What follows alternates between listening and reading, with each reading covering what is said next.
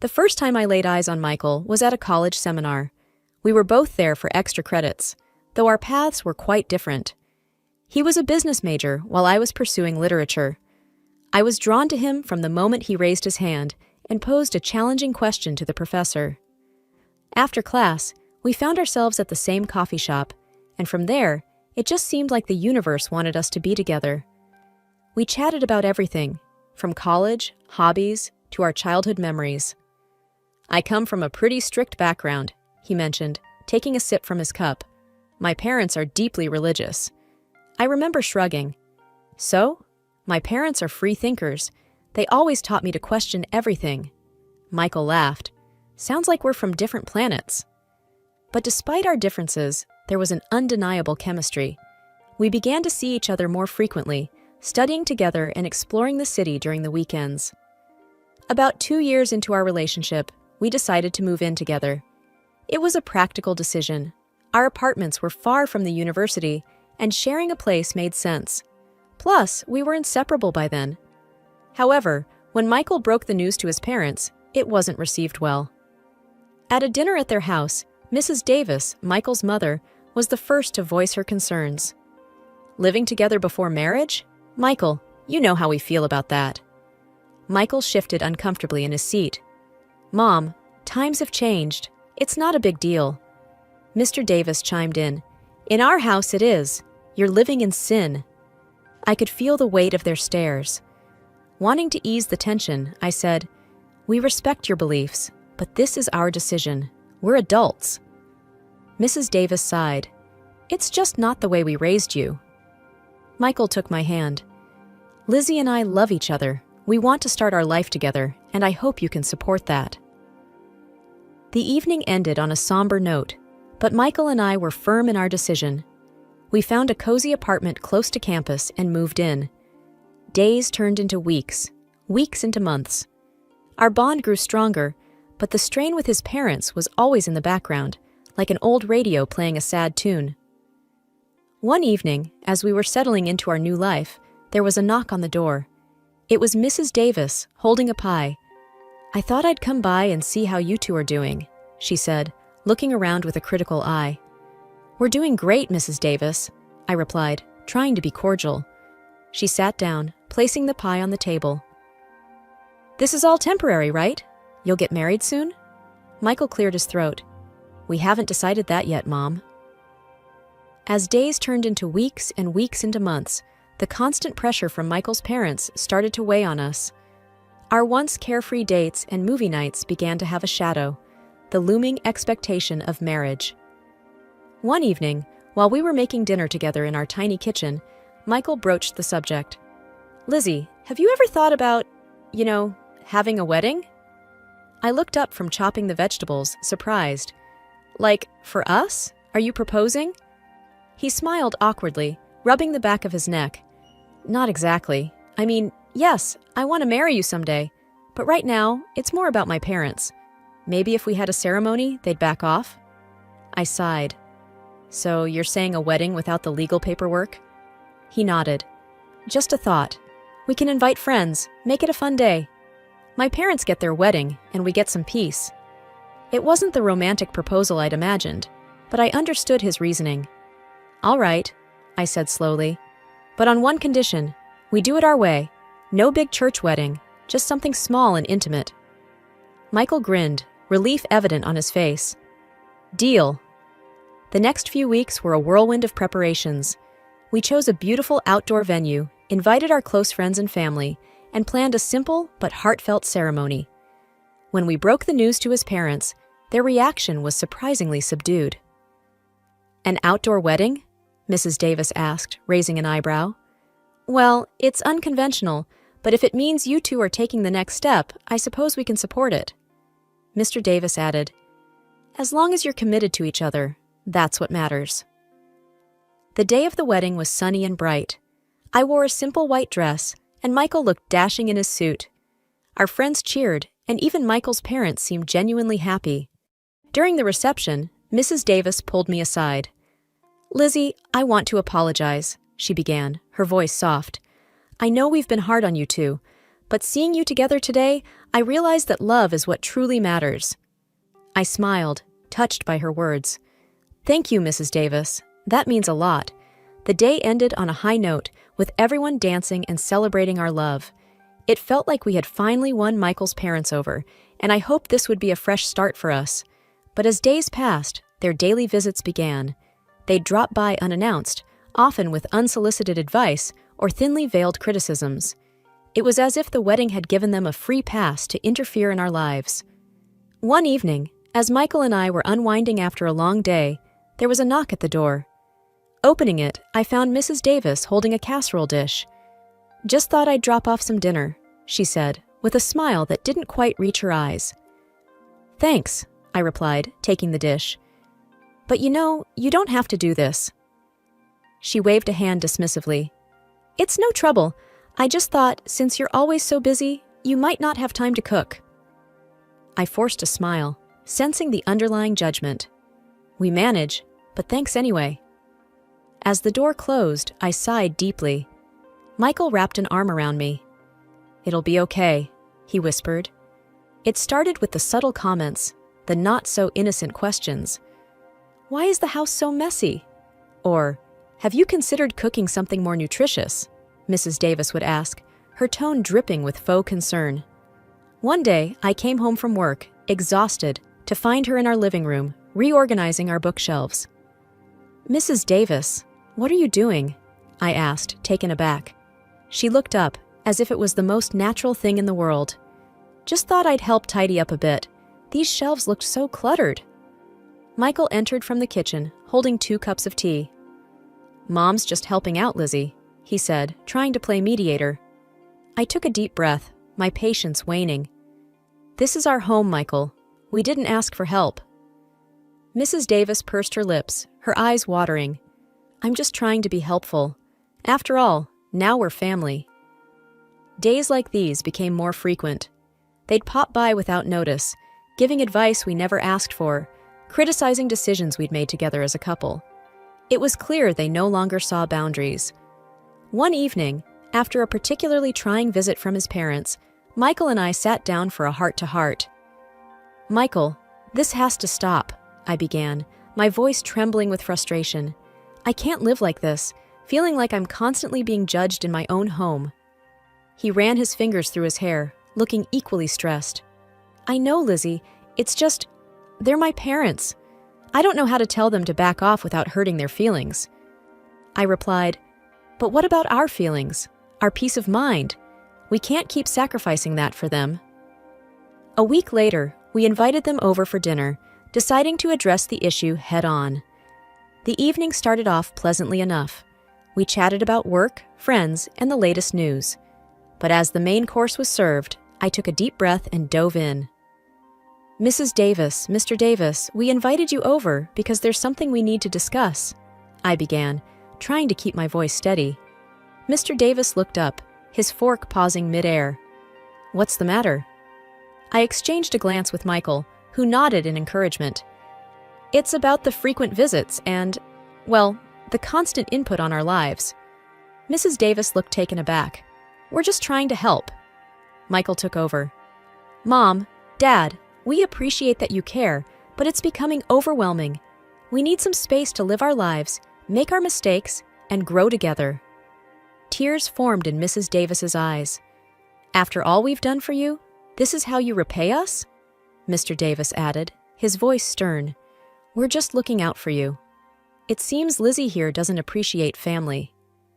I felt a pang of guilt, but stood my ground. It's not about appreciation.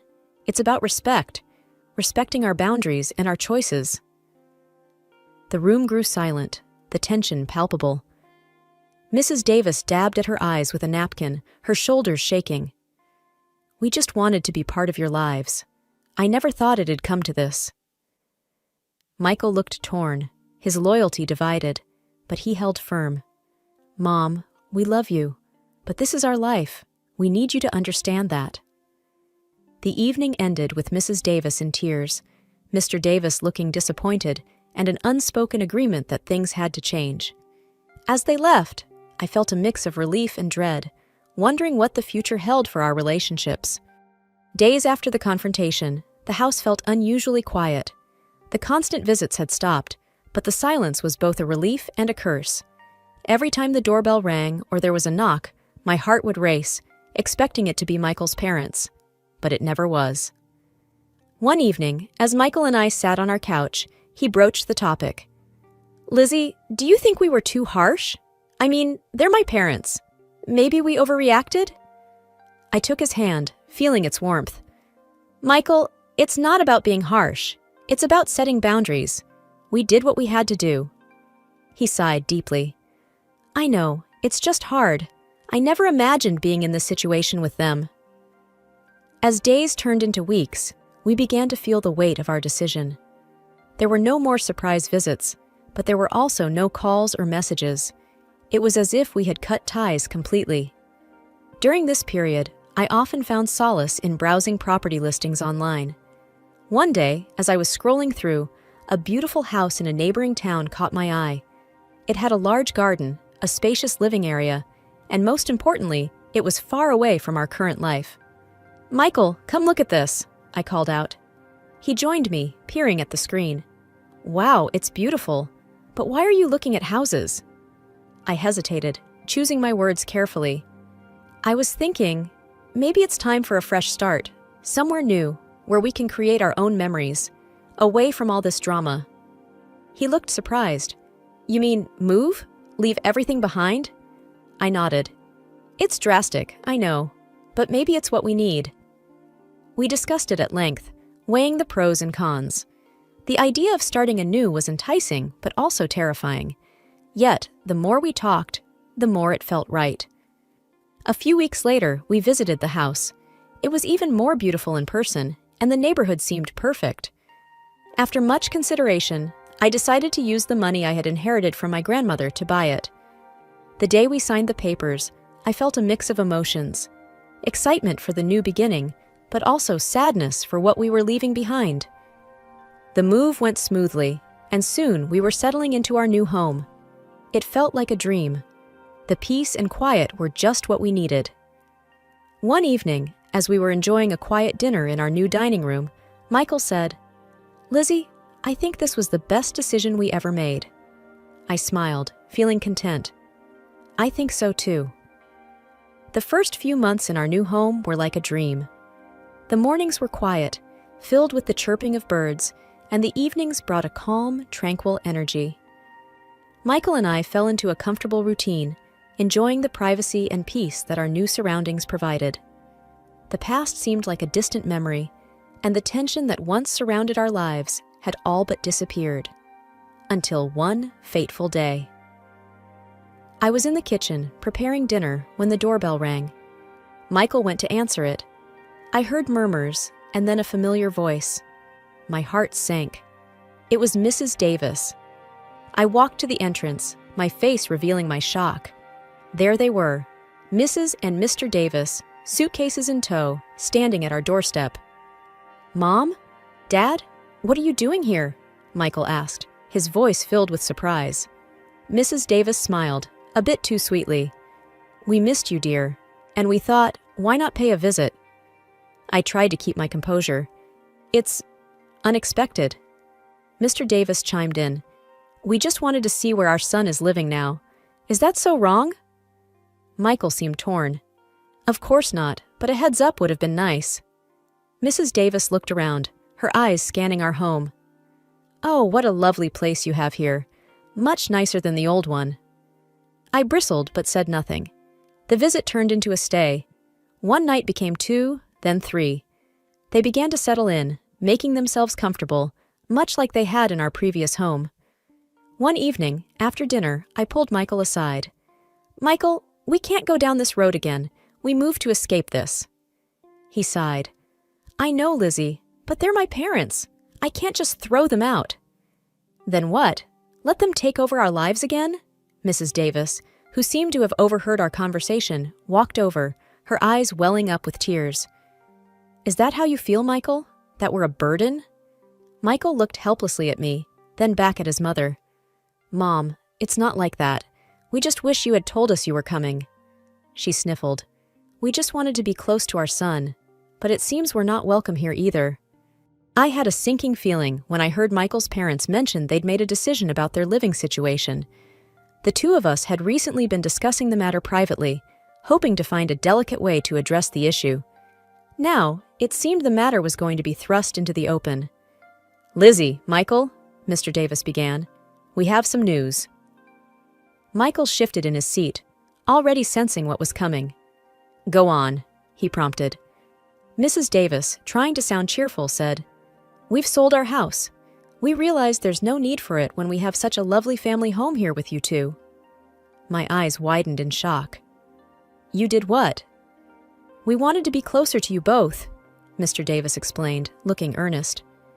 Mrs. Davis looked hurt. "We are family. Why wouldn't you want us here?"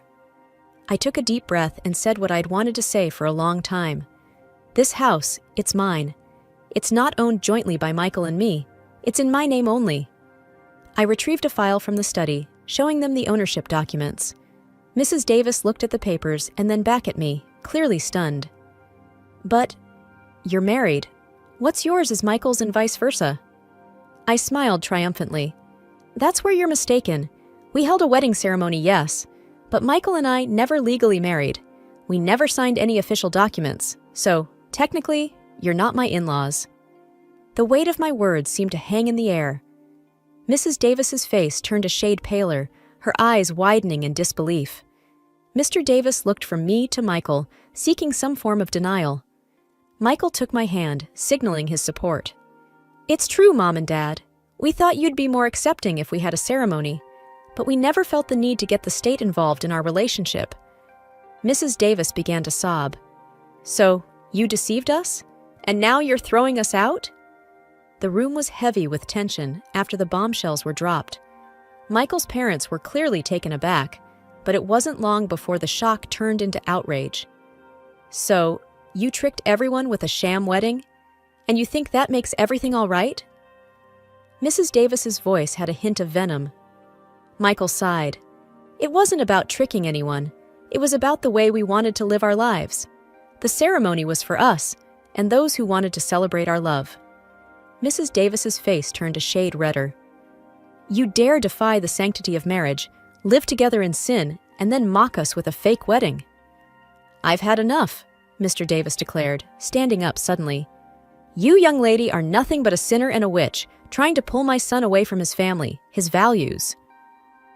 I was taken aback by the fierceness of their reaction, but I wouldn't let them intimidate me. "I have not taken Michael from anyone. He's made his own choices, and it's high time you respect them." Mrs. Davis's eyes were filled with tears, but her voice was stern. "Michael, come home with us. Leave this woman. She's done nothing but pull you into her web of deceit." Michael, ever the calm in the storm, replied, "Mom, Dad, I love you both, but my place is here, with her. She's been nothing but kind and understanding, even when you both haven't been. You can't just demand I leave her." "You're choosing her over us?" Mr. Davis's voice was a mix of anger and disbelief. "I'm choosing to live my life on my terms," Michael asserted. The room went silent for what felt like an eternity. The air was thick, every breath heavy. Mrs. Davis's face was a mask of hurt and betrayal. "Very well," she said, her voice cold. "But remember this, you're turning your back on your family, on your faith, all for her." "I'm not turning my back on anyone," Michael said. "I just wish you'd see that." Mrs. Davis's eyes were hard, her voice bitter. "Let's go," she said to her husband, not giving either of us another glance. And with that, they left, leaving behind a wake of hurt, confusion, and uncertainty. I looked at Michael, his face a mirror of my own feelings. We both knew that things had changed irrevocably, and there was no going back. A few days after the confrontation, as I was heading back from work, my neighbor, Mrs. Carlson, called out to me. She was an older lady, known for her daily walks and her uncanny ability to know everyone's business. "Did you hear about the Davis family not selling their house?" she asked with a knowing look. I paused, taken aback. "What do you mean?" She leaned closer, lowering her voice. "They never put their house on the market. I heard from Susan, who heard from Janice, who works at the town's real estate office. There's no record of the Davis property being up for sale. I felt a knot form in my stomach. Were they lying to us all this time? When I got home, I shared the information with Michael. He looked shocked. I can't believe they'd lie to us. What were they trying to achieve? We both knew the answer. They wanted to manipulate the situation to their advantage. The realization was a hard pill to swallow.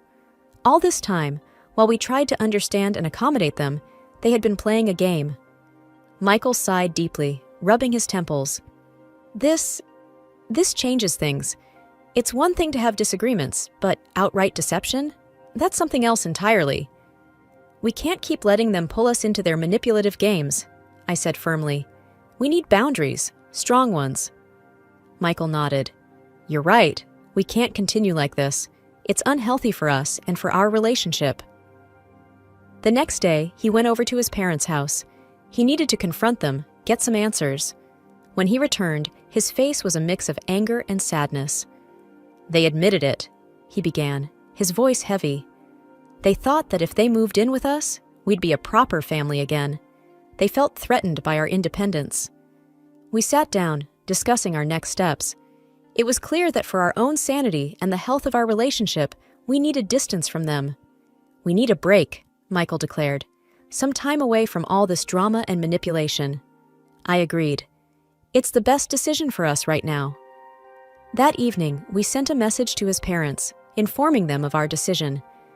The reply was filled with anger and accusations, but we remained firm. We needed this, for ourselves and for our future.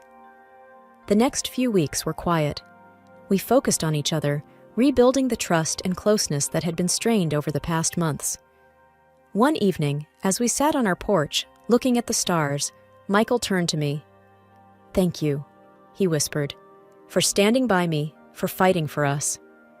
I smiled, squeezing his hand. Always.